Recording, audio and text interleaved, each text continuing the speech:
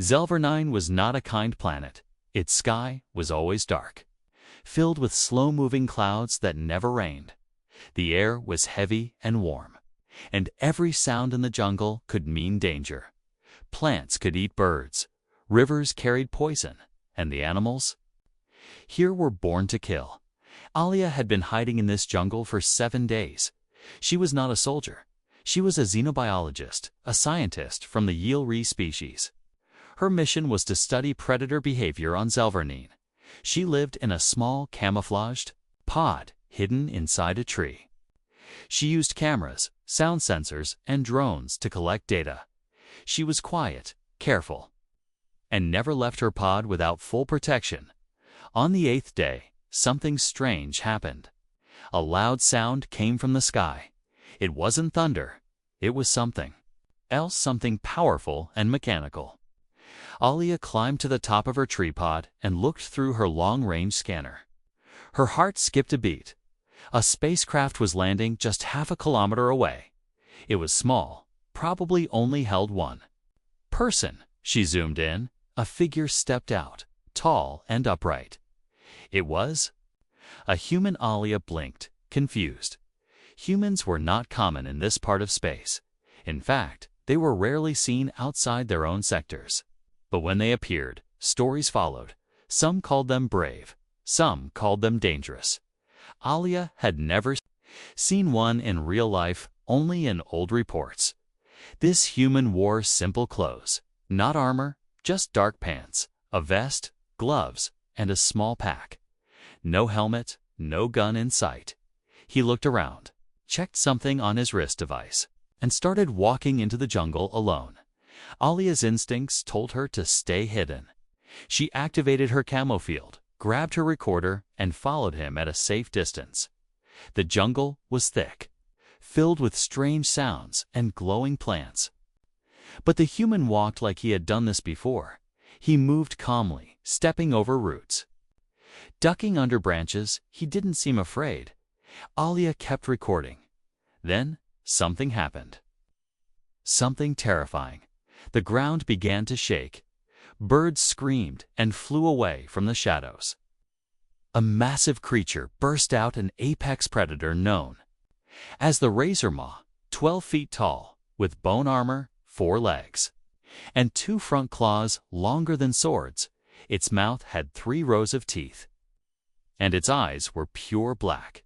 A single swipe could tear a tree in half. Alia froze in fear. This was one of the most dangerous creatures on the planet. The human stopped walking. He didn't run, didn't hide. He turned slowly to face the beast. The razor maw roared, shaking the trees. Alia covered her ears. The beast charged, faster than expected. It raised a claw to strike, and then everything changed. The human moved like lightning. He ducked the claw, grabbed the beast's arm, and twisted. There was a loud snap, and the entire arm tore off. Blood sprayed across the trees. The razor maw screamed in rage and pain, but the human didn't stop. He jumped on the creature's back and started tearing, ripping flesh, breaking bones, using only his hands and strength. In less than a minute, the razor maw was dead. Its body lay in pieces across the forest floor. Chunks of flesh, broken claws, its head split open. Alia stared in silence. She had seen predators kill other predators, but this was not a fight. This was something else. The human had destroyed the beast like it was nothing. He stood over the body, blood dripping from his gloves. His face was calm, his breathing slow. He looked around, and for a moment his eyes passed over where Alia was hiding. Did he see her? She didn't know. She held her breath, afraid to even blink. Then the human spoke. His voice was low, almost like a whisper. First one down, then he walked away, deeper into the jungle. Alia slowly sat down. Her hands shaking, she looked at her recorder, still running. She had captured everything, but she still couldn't believe it. Who was this human? Why was he here? And how could he destroy something so powerful, so easily? She didn't know the answers yet, but she was going to find out. Even if it meant following the most dangerous creature she had ever seen. And it wasn't the razor maw, it was the human Alia. Couldn't sleep that night, not because of fear, but because of questions. She replayed the recording again and again. Each time she watched the human tear through the apex predator-like paper, she looked for clues. Was he enhanced? Was he using hidden tech? But there was nothing. No exosuit, no weapons, no energy shield. It was just him and his bare hands. By morning, she had made a decision. She was going to follow him. She knew the jungle was deadly. She had trained for survival. But she was no fighter. Still, something in her heart pulled her forward. She had to understand this creature called human. She packed light recorder, food tabs, medjol, and a light cloak. Her camo field still worked. It kept her hidden from most animals. She hoped it would work on him too. The trail of blood was easy to follow. Chunks of razor maw flesh were scattered across the jungle floor. But beyond that, the human left almost no trace, no footprints, no scent trail, only the occasional broken branch or scratch on bark. After an hour of careful tracking, she heard it, a voice. "Come on," I'd said, "you can do better than that." Alia crouched low and crept forward. She peeked through a wall of thick leaves. What she saw made her forget to breathe. The human was surrounded. 3 smaller predators, bloodhounds, circled him. They were fast, sharp, and hunted in packs. They hissed and clicked, moving in a deadly rhythm. But the human was smiling. He rolled his shoulders like he was warming up. Then he pointed. At one of them, "You first," he said. The bloodhound lunged. The human sidestepped smoothly and kicked. There was a loud crack. Its ribs shattered. The beast flew back and slammed into a tree, unmoving. The second one charged from behind. He turned, grabbed its face, and slammed it into the ground. Then twisted its neck. Silence. The third hesitated. The human stared at it. Then raised one eyebrow. "Smart," he muttered. The predator ran, tail between its legs. Alia stared in shock. Not because he won, she had already seen him kill before, but because of how he did it. He didn't just fight, he played like a predator testing his own strength. She followed him again as he continued through the jungle. He didn't speak much, but sometimes he talked to himself. Strange things, almost done, won't be long now. They have to know who. Was he talking about? Who had to know? She needed answers. By evening, the human reached a river, black and slow-moving. He sat on a rock, drank from a flask, and stared into the trees. Alia stayed behind a thick root, watching. Suddenly, his voice broke the silence. "How long do you plan to follow me?" Alia froze. He hadn't turned, hadn't looked back, but he knew. She turned off her camo field. Slowly stood up. She didn't raise her hands, just stepped into the open. The human turned his head slightly. His eyes were sharp, but not angry, more curious. "You're not one of the hunters," he said. "You're a scientist." Alia nodded, unsure if she should speak. "You watched the razor maw fight," he said. A statement, not a question. "I saw your recorder's reflection." Alia finally found her voice. "Yes," she said. "You're not normal." The human chuckled. "No," he said. "I'm not." He stood, tall and calm. "Why are you here?" She asked. "To clean up a mess," he replied. "Not mine, but one of ours." He looked toward the trees. "You might want to stop following me now," he said. "It gets worse from here, but I want to know more." She said quickly, "I want to understand." He looked at her for a long moment, then shrugged. "Your choice," he said, "but keep up." He turned and walked across the river, stepping on stones like he had done it 1,000 times. Alia stood there, heart pounding. What kind of being walks into death like it's a walk in the park? He wasn't just strong. He wasn't just fearless. He was something else. Something the galaxy hadn't seen in a long time. A true apex, and she was. Walking beside him, straight into the unknown. Aliyah never thought a human would let her follow. She expected warnings, or maybe threats, but not this. He walked ahead like it was normal. Like it didn't matter that a stranger from another species was just a few steps behind they had crossed. The river deep into territory she had never entered. Even her drones were programmed to avoid this area. It was called the Red Zone. No one survived here, not for long. But the human, he didn't just survive, he moved like he belonged. Aliyah kept recording. Her small lens clipped to her collar. She whispered quiet notes to herself. Subject shows no signs of fear, appears highly aware of surroundings, shows restraint when unprovoked. Then she added something new, possibly. Lonely, the human hadn't spoken much since the river.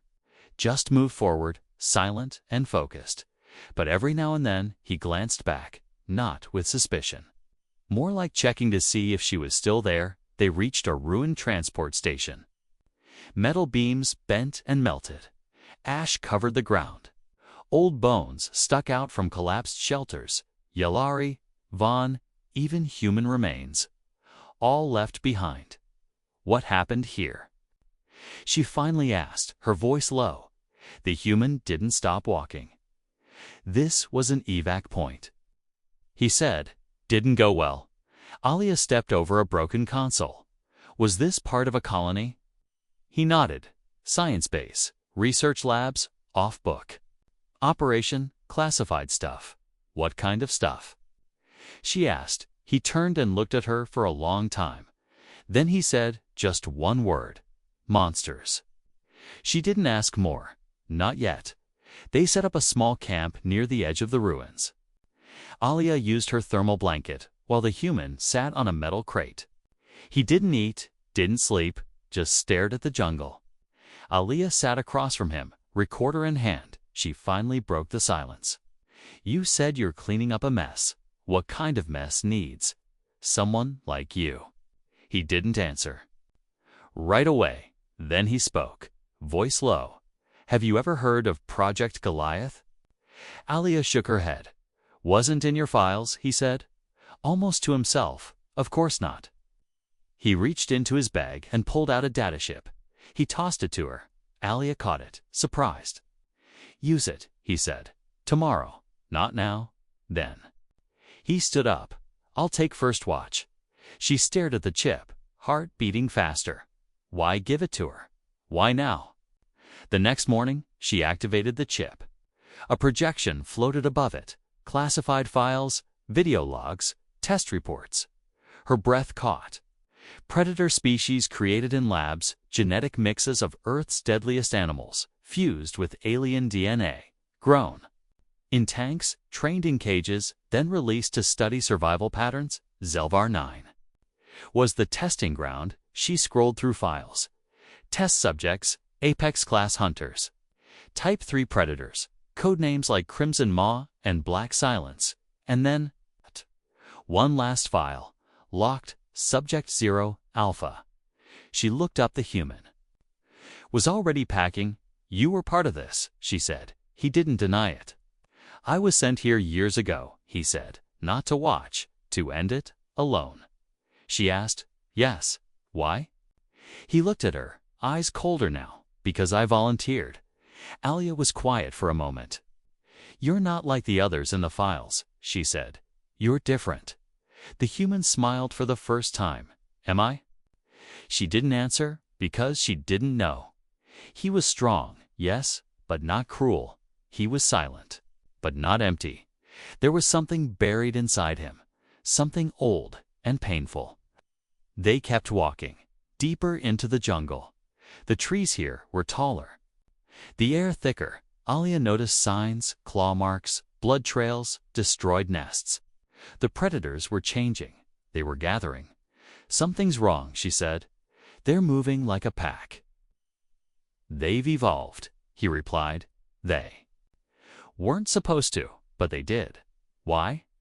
Because we made them smart enough to survive, he said, but not smart enough to be afraid. That night, they reached a cliff, overlooking a crater. Inside it, dozens of creatures, sleeping in tangled nests, predators of all kinds. Shapes and sizes, all gathered in one place. Alia's blood turned cold. She looked at the human. His eyes locked on the center. There stood a giant black creature, twice the size of a razor maw, with metal plates growing from its spine, and 4 burning red eyes. "What is that?" She whispered. "That," he said quietly, "is Subject Zero." Alia felt her hands go cold. "It's still alive." He nodded slowly. "And it knows I'm here." He turned to her with a calm voice. "Tomorrow, I go down there. You don't have to come." She stared at him, mind spinning. "I will," she said. "I want to see what a human really is." The next morning, the jungle was silent. Not peaceful, but silent. That kind of silence only came before something terrible. Alia and the human stood on the cliff. Looking down into the predator nest, Subject Zero had not moved. It stood. In the center, like a king among monsters. "We're not going down there yet," the human said. "First, we go back to where it all began." He pointed northeast, toward a part of the jungle marked in her maps as Dead Zone. No drones ever returned from that area. No life signs, no readings, just static and failure. But he walked toward it, like it was home. Alia followed, trying to stay close. Every step forward felt colder, even though the jungle was hot. Something in the air changed, like the trees themselves were holding their breath. They reached a ridge with a narrow crack between 2 stone walls. The human slipped through without hesitation. Alia squeezed in after him, heart pounding. On the other side, the jungle vanished. They stood on a steel platform, hidden beneath roots and vines. A broken sign above the door read, "Goliath Core Entry Sealed." "This is where they built them?" she asked. The human nodded. "And where they lost control." He pulled open a side panel and rewired the door in seconds. Alia's eyes widened. "You've done this before?" "Too many times," he said. The door groaned and slid open, revealing darkness inside. The hallway smelled like burnt plastic and rusted blood. The walls were covered in old screens, many still flickering. They passed shattered glass rooms and empty cages. Some still had scratch marks inside. Alia read the names on each lab door. Behavior testing. Neural adaptation. Synthetic. Muscle trial. She paused at one that read, failed subjects. She looked inside, but quickly turned away. Whatever was left in there didn't need studying. Why build them? She asked softly. Why make creatures like this? The human stopped in front of a sealed chamber. His voice was flat because humans were afraid of losing. He looked at her. When wars got bigger, soldiers stopped being enough. So he tried to make something better. He unlocked the chamber. Inside was a giant pod, cracked open from the inside. Wires hung from the ceiling like dead vines. This is where Subject Zero was born, he said. Alia walked around it slowly, so it escaped. He shook his head. It didn't escape. We let it out. Her eyes snapped to his. What? There was a test, he said. A field release. We thought we could control it. Track it, kill it if needed. He laughed without humor. We were wrong. Alia felt a cold wave inside her chest, and the others. Most of the staff died in the first week, he said. The rest ran. The records were wiped. And the project was buried. But you stayed, she said. I had to. Why? He paused, then walked to a console and placed his hand on the panel. The screen lit up, scanning his palm. Welcome, Commander Rook, it said. Alia stared. You were the commander. He nodded. This was my mistake. I believed in it. I thought we could build the ultimate defense. He pressed a few keys and a large wall slid open. Behind it, a hidden room filled with weapons, armor, and old logs. Rook picked up a metal case and opened it. Inside, a black suit covered in scars and old blood. "Not much tech left," he said, "but enough to finish what I started." He began putting on the suit, piece by piece. It wasn't like the heavy armor Aaliyah had seen before. It was sleek, tight, designed for speed and impact. She noticed burn marks across the chest plate like claw strikes. "Why now?" she asked. "Why come back after all this time?" Rook looked at her. "Because Subject Zero isn't just hunting animals anymore. It's organizing them.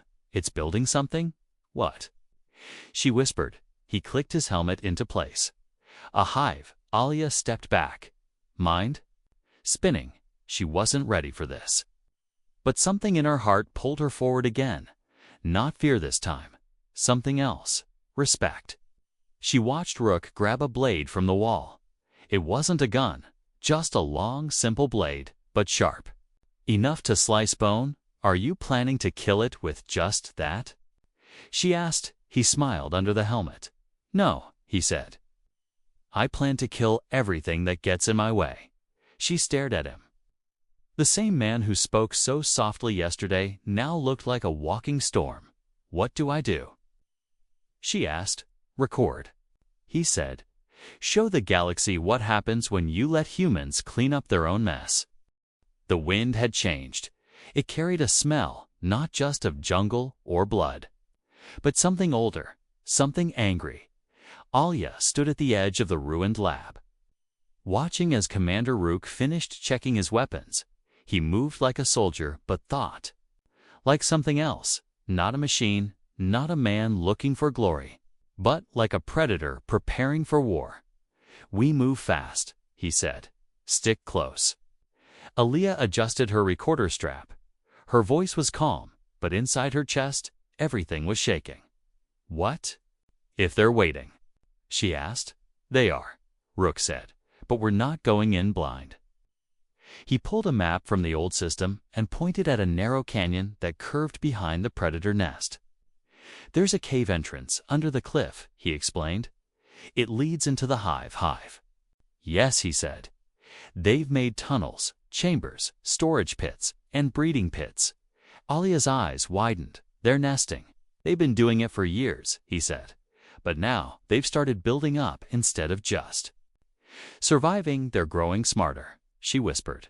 "No," Rook said, tightening a strap on his gauntlet. "They're remembering." They left the base and crossed the jungle in silence. The trees whispered around them, but nothing attacked. Even the wild beasts stayed away.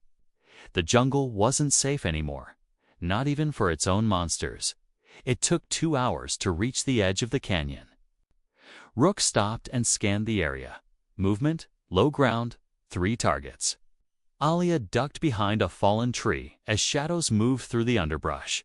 3 creatures, smaller than the razor maw, but just as fast, stalked past them. Their bodies shimmered like heat waves, some kind of cloaking skin. "They've developed stealth," Alia whispered. Rook didn't speak. He was already moving. In a flash, he leaped from cover. Blade in hand, the first creature turned, but too late. Rook's blade cut through its neck, clean and silent. The second jumped at him, claws out, teeth bared. He dodged, spun, and drove the blade up through its chest. The third ran. "Rook, let it go, let it scream," he said. "Let them know I'm coming." Alia stood slowly, recording everything. She realized something: he wasn't just killing. He was sending a message. They reached the mouth of the hidden cave, dark, wide, and breathing warm air from below. The sound inside was strange, deep growls mixed with echoing clicks. Rook stepped in first, his blade now glowing faintly with energy. It wasn't just a sword, it was a relic of human tech, simple in look, deadly in function. Alia followed, scanning the walls. Alien symbols scratched across stone like ritual marks. Bones stacked neatly in corners, arranged like trophies. "These creatures shouldn't be this organized," she said. "They're not acting like animals. They're not," Rook replied. "They're following a mind." They moved deeper until the tunnel opened into a large underground chamber. And there it was, Subject Zero. It stood in the center, towering still. Its skin was darker now, armored like metal. 4 glowing eyes locked onto them the second they entered. But it didn't attack. It waited. Dozens of smaller predators stood behind it, silent, still, like soldiers waiting for a command. Rook stepped.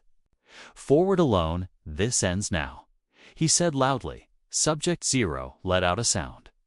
Not a roar, but something deeper, a pulse of sound that vibrated the ground. The smaller predators rushed forward. Rook charged. He moved like lightning, slashing through 2 creatures before they hit the floor. Another lunged from the side. He rolled, kicked, stabbed.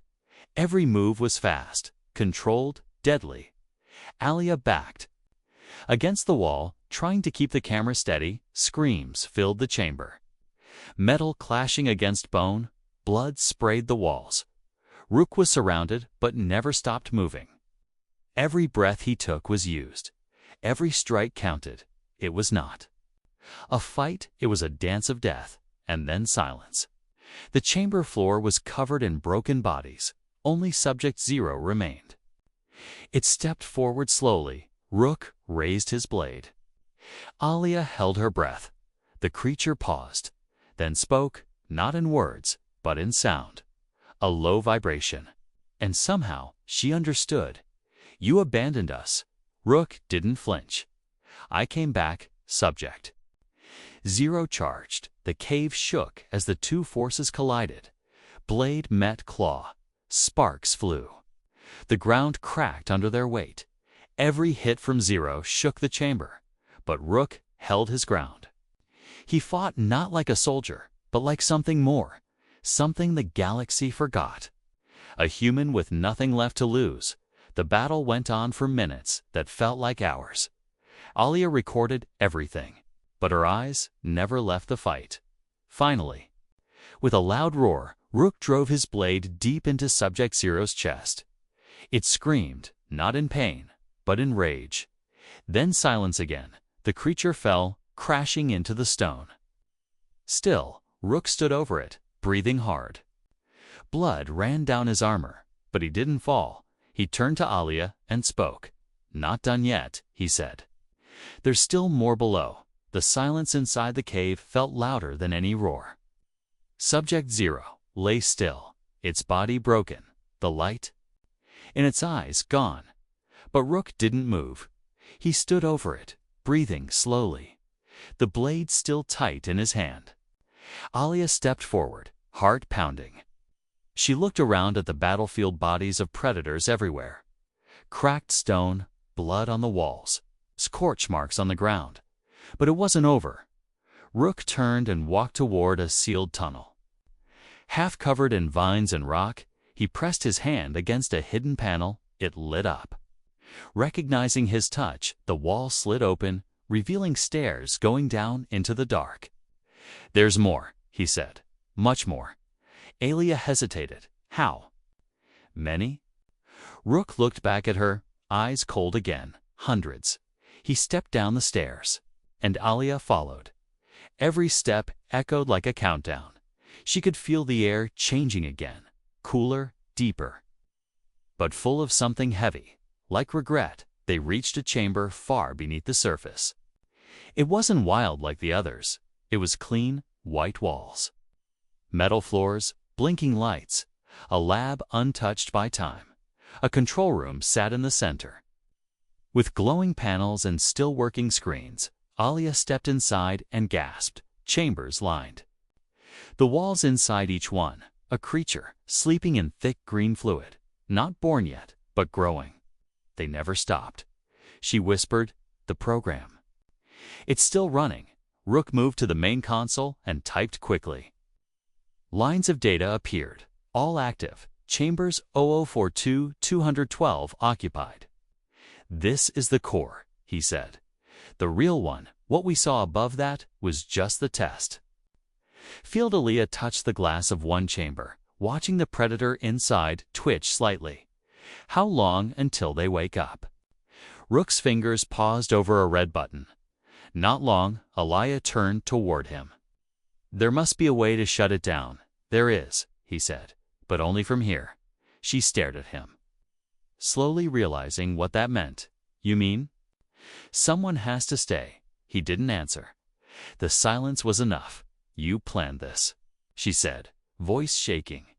You knew Rook looked at the console, not meeting her eyes. "There was never a way out for me," he said. "This is the end of the mission." Alia stepped forward, grabbing his arm. "You can't," she said. "You already stopped Subject Zero." Rook shook his head. "This base is deeper than you know. It's connected to others. If we don't shut it down now, someone else will find it." She looked around, the sleeping monsters, the blinking lights, the cold hum of life waiting to rise. She knew he was right. Still, it felt wrong. "There has to be another way," she whispered. "There isn't." He said softly, "And even if there was, I deserve this." Alia's breath caught. "What do you mean?" He took off his helmet and placed it on the console. "My hands built this place. My choices brought this project to life. I was the first to say yes, but you tried to stop it."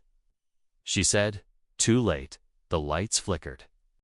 Above them, the system was waking up. Rook pulled a small chip from his belt and handed it to her. "Take this," he said. "It has everything. Files, logs, names. Want me to tell the galaxy?" "No," he said. "I want you to tell the truth." Ali's hands shook as she took the chip. Her voice was small. "You'll die here." Rook smiled faintly. "No," he said. "I'll finish what I started." He turned back to the console, fingers moving with calm precision. Alarms began to sound quiet at first, then louder. "Security lock engaged. Self-destruct. Countdown. For minutes. You have to go now." Rook said. Alia stepped back, tears in her eyes. She didn't know him well, but she had seen what he was. Not just strong, not just deadly. He was human in the fullest sense, flawed, haunted, but willing to do what others couldn't. She turned and ran, back up the stairs, through the chamber, past Subject Zero's body. The jungle was alive with sound now, like it knew something was ending. She reached the surface just as the ground shook beneath her feet. A blast of heat roared up from the tunnels, sending birds into the air. The base was gone. She stood in silence, looking at the trees, then looked down at the chip-in. Her hand. This wasn't just a story, this was history, and someone had to carry it. The jungle was quiet again, but it wasn't peace. It was the silence that follows after something great has ended.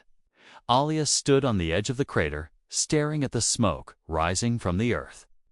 The base was gone, the creatures were gone, and Commander Rook was gone.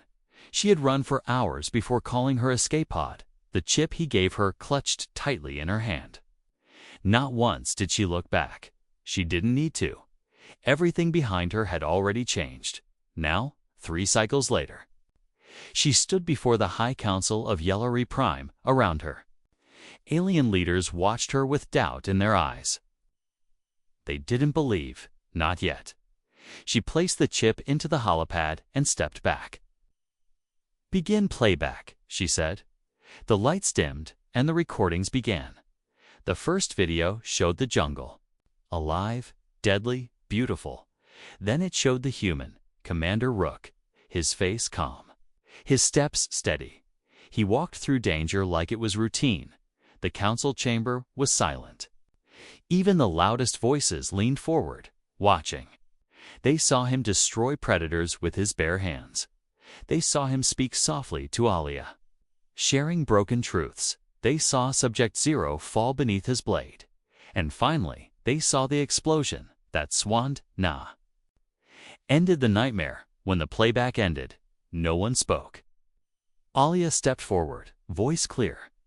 "This was not a weapon," she said. "This was a man."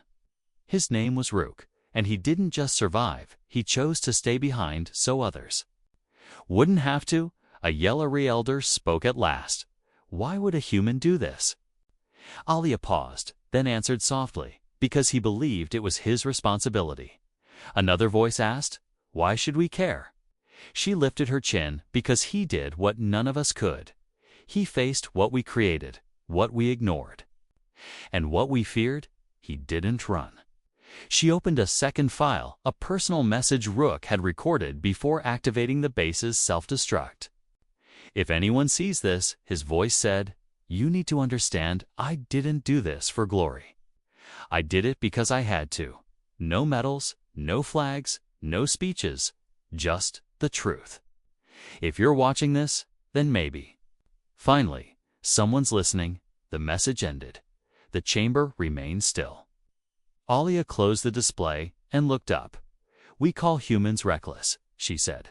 We call them dangerous, unpredictable, wild. But I saw something else. I saw loyalty. I saw sacrifice. I saw strength born from guilt and used for good. She held up the chip.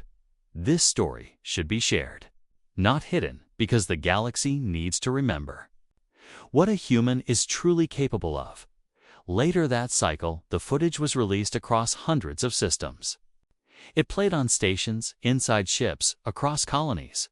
Some laughed at it, some dismissed it as fantasy, but some stopped and watched. And those who watched could not look away. They saw a lone human tearing through monsters without hesitation. They saw a creature born of science fall at the hands of its own maker. And they saw a single man walk into the dark to destroy a future that could have wiped them all out. The legend of Rook spread. Some called him a ghost. Some said he was a weapon himself. But Alia knew the truth. He was just a man. Flawed, tired, but determined. She returned to the jungle once more. Not to fight, but to mark the place. A small monument stood where the crater had cooled. Made of stone, with no symbols, no words, just a carved line, simple and sharp, like the blade he carried. Some passed by without noticing. But others stopped. They asked who it was for. And slowly, over time, they were told. Told about the human who stayed, the one who fought alone, the one who didn't expect to be remembered. And yet was, because legends aren't always born with cheers and songs. Sometimes they begin in silence, in blood, in mistakes, but they live on when someone chooses to carry the truth. Alia sat near the monument one last time. The jungle was quiet again, but this time it felt like peace. She looked up at the stars and smiled. You didn't just fight monsters, she whispered. You became something bigger. You became the story that saves others. And the wind moved through the trees. Soft, steady, like it remembered to.